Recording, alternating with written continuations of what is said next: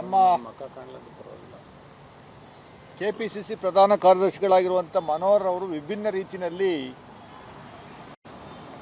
ನಮ್ಮ ನಿರ್ಮಲಾ ಅಕ್ಕ ಅವರು ಕೇಂದ್ರದ ಬಜೆಟ್ ಅನ್ನು ಮಂಡನೆ ಮಾಡಿದ್ದಾರೆ.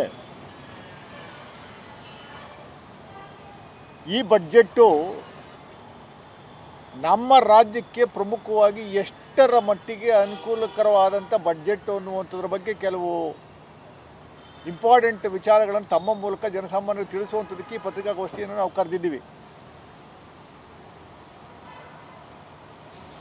ನಿರ್ಮಲಾ ಅಕ್ಕ ಅವರೇ ನಮಸ್ಕಾರ. ಇಲ್ಲಿ ಕುಂತವ್ರ ಪಾಪ ಭಾಳ ತಾಳ್ಮೆಯಿಂದ ಕೂತವ್ರೆ, ಕೋಪ ಮಾಡ್ಕೊತಾರೆ ಯೂಶ್ವಲಾಗಿ, ಅದಕ್ಕೆ ಸ್ವಲ್ಪ ದೂರ ಕೂರ್ಸ್ಕೊಂಡಿದ್ದೀವಿ ನಾವು.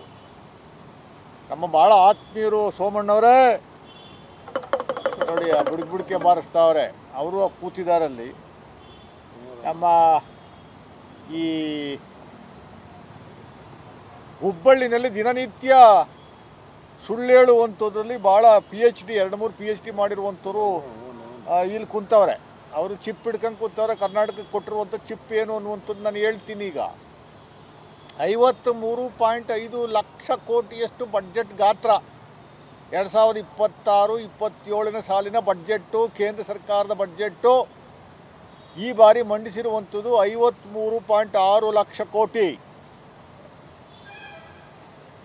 ಈ ಸಾಲಿನ ಸಾಲ ಮಾಡುವಂಥದ್ದಕ್ಕೆ ಪ್ಲಾನ್ ಮಾಡ್ಕೊಂಡಿರುವಂಥದ್ದು 18 ಲಕ್ಷ ಕೋಟಿ. ಕೇಂದ್ರದವರು 53.5 ಲಕ್ಷ ಕೋಟಿನಲ್ಲಿ 18 ಲಕ್ಷ ಕೋಟಿಯಷ್ಟು ಸಾಲ ಪಡಿತಾ ಇರುವಂಥದ್ದಕ್ಕೆ ಪ್ರಾವಿಷನ್ ಮಾಡ್ಕೊಂಡವ್ರೆ. ಇವರು ನರೇಂದ್ರ ಮೋದಿಯವರು ಕಳೆದ 11 ವರ್ಷದಿಂದ ನಮ್ಮ ದೇಶದ ಅಭಿವೃದ್ಧಿ ಪಥದಲ್ಲಿ ಕೊಂಡೊಯ್ಯುವಂಥದ್ರಲ್ಲಿ ಮೊದಲನೇ ಸ್ಥಾನ ಪಡೆದಿರುವಂಥದ್ದೇ, ನಮ್ಮೆಲ್ಲರ ತಲೆ ಮೇಲೆ ಸಾಲವನ್ನು ಹೊರಿಸಿರುವಂಥದ್ದೇ ಮೊದಲನೆಯ ಅಚೀವ್ಮೆಂಟು ಮೋದಿಯವರ ಸರ್ಕಾರ. 2014ರಲ್ಲಿ ಮನಮೋಹನ್ ಸಿಂಗ್ ಅವರು ಬಿಟ್ಟು ಹೋಗುವಂಥ ಸಂದರ್ಭದಲ್ಲಿ 2014 ಮಾರ್ಚ್ 31ಗೆ ನಮ್ಮ ದೇಶದ ಮೇಲೆ 1947ನೇ ಇಸ್ವಿಯಿಂದ 2014 ಮಾರ್ಚ್ ತಿಂಗಳವರೆಗೆ ನಮ್ಮ ದೇಶದ ಅಭಿವೃದ್ಧಿಗೋಸ್ಕರ ಮಾಡಿದ್ದಂಥ ಬೇರೆ ಬೇರೆ ಸರ್ಕಾರಗಳು ಸುಮಾರು 67 ವರ್ಷದಲ್ಲಿ ಸಾಲ ಮಾಡಿದ್ದಂಥದ್ದು ದೇಶದ ಮೇಲೆ 53 ಲಕ್ಷ ಕೋಟಿ. ಸುಮಾರು 67 ವರ್ಷಗಳಲ್ಲಿ ಮಾಡಿದ್ದಂಥ ಸಾಲದ ಮೊತ್ತ ಬರೀ 53 ಲಕ್ಷ ಕೋಟಿ. ನರೇಂದ್ರ ಮೋದಿಯವರು ಅಧಿಕಾರ ವಹಿಸ್ಕೊಂಡ ಮೇಲೆ ಇಲ್ಲಿವರೆಗೆ 31 ಮಾರ್ಚ್ 2026ವರೆಗೂ ಎಕ್ಸ್ಪೆಕ್ಟೆಡ್ ಸಾಲ ಆಗಿರುವಂಥದ್ದು ದೇಶದ ಮೇಲೆ 218 ಲಕ್ಷ ಕೋಟಿ. 218 ಲಕ್ಷ ಕೋಟಿ ಅಂದರೆ 165 ಲಕ್ಷ ಕೋಟಿಯಷ್ಟು ಸಾಲ ಕಳೆದ 11 ವರ್ಷದಿಂದ ಮಾಡಿರುವಂಥದ್ದೇ ಮೋದಿಯವರ ಸರ್ಕಾರದ, BJP ಸರ್ಕಾರದ ಒಂದು ದೊಡ್ಡ ಅಚೀವ್ಮೆಂಟ್. ಇಲ್ಲಿ ಕರ್ನಾಟಕ ರಾಜ್ಯದಲ್ಲಿ ವಿರೋಧ ಪಕ್ಷ ನಾಯಕರು ಇಬ್ಬರು ಜೋಕರ್ಸ್ಗಳವ್ರೆ, ಜೋಕರ್ ನಂಬರ್ 1, ಜೋಕರ್ ನಂಬರ್ 2. ಪಾಪ ಮಾಧ್ಯಮದ ಮುಂದೆ ಬರ್ತಾರೆ ಸಿದ್ದರಾಮಯ್ಯನವ್ರನ್ನ, ಸಿದ್ದರಾಮಯ್ಯನವರ ಸಾಧನೆ ಕರ್ನಾಟಕದಲ್ಲಿ ಸಾಲ ಮಾಡಿದ್ದೇ ಸಾಧನೆ ಅಂತ ಏನು ಹೇಳ್ತಾ ಇದ್ದಾರೆ. ಇದು ಒಂದು ಕಡೆ ಇರಲಿ ಅಣ್ಣಯ್ಯ, ನಿಮ್ಮ ಕೇಂದ್ರದ ವಿಶ್ವಗುರು ಮಾಡಿರುವಂಥ ಸಾಲದ ಬಗ್ಗೆ ದಯಮಾಡಿ ಒಂಚೂರು ತಾಯಿ ಮಾಡಿ ಮಾತಾಡಬೇಕು. ಪ್ರತಿಯೊಬ್ಬರ ಮೇಲೆ, ನಿಮ್ಮ ತಲೆ ಮೇಲೂ ಇವತ್ತಿನ ದಿವಸ 4,17,636 ರೂಪಾಯಿ ಸಾಲವನ್ನು ಪ್ರತಿ ತಲೆ ಮೇಲಿದೆ. 4 ಲಕ್ಷದ ಆಲ್ಮೋಸ್ಟ್ 4.25 ಲಕ್ಷ ಸಾಲ ಪ್ರತಿಯೊಬ್ಬರ ತಲೆ ಮೇಲೂ ಒರೆಸುವಂಥ ಕೆಲಸವನ್ನು ನರೇಂದ್ರ ಮೋದಿಯವರು ಮಾಡಿರುವಂಥದ್ದು. ನಮ್ಮ ರಾಜ್ಯಕ್ಕೆ ಏನು ಕೊಟ್ಟಿದ್ದಾರೆ ಇವರು ಅನ್ನುವಂಥದ್ದು ದಯಮಾಡಿ ಈ ಅಶೋಕಣ್ಣ, ಚಲವಾದಿ ನಾರಾಯಣ ಸ್ವಾಮಿಯವರು ಹೇಳಬೇಕು, ಪ್ರಹ್ಲಾದ್ ಜೋಶಿಯವರು ಹೇಳಬೇಕು. ನಮ್ಮ ಭಾಳ ಆತ್ಮೀಯರು. ನಾನು ಹಿಂದೆ ಒಂದ್ಸರಿ ಬ್ರೈನ್ ಮ್ಯಾಪಿಂಗ್ ಮಾಡಬೇಕು ಅಂತ ಹೇಳಿದ್ದೆ. ರೈಲ್ವೆ ಮಂತ್ರಿಗಳಾಗಿದ್ದಾರೆ ಅವರು, ರಾಜ್ಯದ ರೈಲ್ವೆ ಮಂತ್ರಿಗಳು ಸೋಮಣ್ಣನವರೇ ನಿದ್ದೆ ಮಾಡ್ತಾ ಇದ್ದೀರಾ ಸೋಮಣ್ಣನವರೇ? ರೈಲ್ವೆ ಯೋಜನೆಗಳನ್ನು ಎಷ್ಟು ತಗೊಂಬಂದಿದ್ದೀರಿ?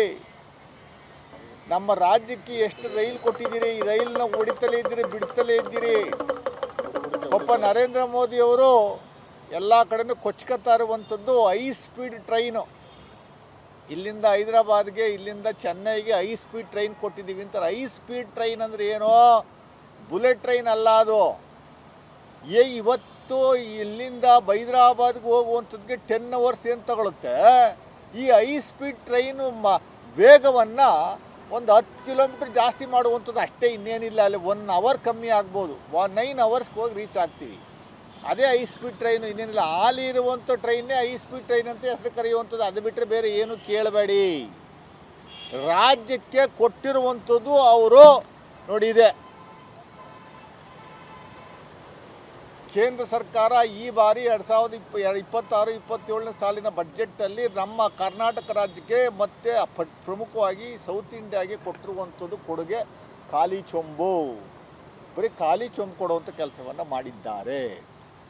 ರಾಜ್ಯ ಸರ್ಕಾರಕ್ಕೆ ಅಪ್ಪರ್ ಭದ್ರಾದು ಪ್ರಾಜೆಕ್ಟ್ನ ಘೋಷಣೆ ಮಾಡಿ ಅದಕ್ಕೆ 5,300 ಕೋಟಿ ಕೊಡ್ತೀವಿ ಅಂತ ಏನು ಹಿಂದೆ 2023-24ನೇ ಸಾಲಿನಲ್ಲಿ ಇದೇ ನಿರ್ಮಲಾ ಸೀತಾರಾಮನ್ ಬಡ್ಜೆಟಲ್ಲಿ ಘೋಷಣೆ ಮಾಡಿದ್ರು, ಇಲ್ಲಿವರೆಗೂ 5 ಪೈಸಾ ಕೊಡಲಿಲ್ಲ. ಆಮೇಲೆ ಕೆಲವು ಡ್ಯಾಮ್ಗಳನ್ನು ನವೀಕರಣ ಮಾಡುವಂಥದ್ದಕ್ಕೆ, ಗೇಟ್ನ ಅಳವಡಿಸುವಂಥದ್ದಕ್ಕೆ ಇದೆಲ್ಲಕ್ಕೂ ನಾವು ಹಣವನ್ನು ಕೊಡ್ತೀವಿ ಅಂತ ಕೆಲವು ಹಿಂದೆ ಬಡ್ಜೆಟ್ಗಳಲ್ಲಿ ಘೋಷಣೆ ಮಾಡಿದರು, 5 ಪೈಸಾ ಕೊಡಲಿಲ್ಲ. ಮಹದಾಯಿ ಯೋಜನೆಗೆ ದುಡ್ಡು ಕೊಡದೇ ಇರೋದು ಹಾಳಾಗೋಗಲಿ, ಅಟ್ಲೀಸ್ಟ್ ಪರ್ಮಿಷನ್ ಕೊಡುವಂಥ ಕೆಲಸವನ್ನು ಮಾಡಲಿಲ್ಲ. ಮೇಕೆದಾಟು ಯೋಜನೆಗೆ ಪರ್ಮಿಷನ್ ಕೊಡಿಸುವಂಥ ಕೆಲಸವನ್ನು, ಎನ್ವೈರನ್ಮೆಂಟಲ್ ಕ್ಲಿಯರೆನ್ಸ್ ಕೊಡಿಸುವಂಥ ಕೆಲಸವನ್ನು ಮಾಡ್ತಾ ಇಲ್ಲ. ಸುಪ್ರೀಂ ಕೋರ್ಟಲ್ಲಿ ನೀವು ಕಟ್ಕೊಬೋದು ಅಂತ ನಮ್ಗೆ ಆದೇಶ ಕೊಟ್ಟಿದ್ದರೂ ಕೂಡ ಇವರು ಅನುಮತಿ ಕೊಡುವಂಥ ಕೆಲಸವನ್ನು ಮಾಡ್ತಾ ಇಲ್ಲ. ಕರ್ನಾಟಕ ಅಂದರೆ ಮಲತಾಯಿ ಧೋರಣೆ, ಇಡೀ ಎಂಟೈರ್ ಸೌತ್ ಇಂಡಿಯಾಗೆ ಮಲತಾಯಿ ಧೋರಣೆ. ಕರ್ನಾಟಕದಲ್ಲಿ BJP ಒಂದಷ್ಟು ಅಸ್ತಿತ್ವ ಇದ್ದರೂ ಕೂಡ ಕರ್ನಾಟಕ ಜನರನ್ನು ಕಂಡ್ರೆ ಅವರಿಗೆ ಅಲರ್ಜಿ ಬರುವಂಥದ್ದು ಕೆಲಸ ಮಾಡ್ತಾ ಇರುವಂಥದ್ದು ನಾವು ಕಾಣ್ತಾ ಇದ್ದೀವಿ. ಕರ್ನಾಟಕ ರಾಜ್ಯಕ್ಕೆ 5 ಪೈಸಾ ಇಲ್ಲಿವರೆಗೂ ಕೊಡುವಂಥ ಕೆಲಸವನ್ನು ಬಡ್ಜೆಟಲ್ಲಿ ಮಾಡಲಿಲ್ಲ. ಸುಮ್ಮನೆ ಬಾಯಲ್ಲಿ ಹೇಳ್ತಾ ಇದ್ದಾರೆ ವಿಕಸಿತ ಭಾರತ ಅಂತಾರೆ.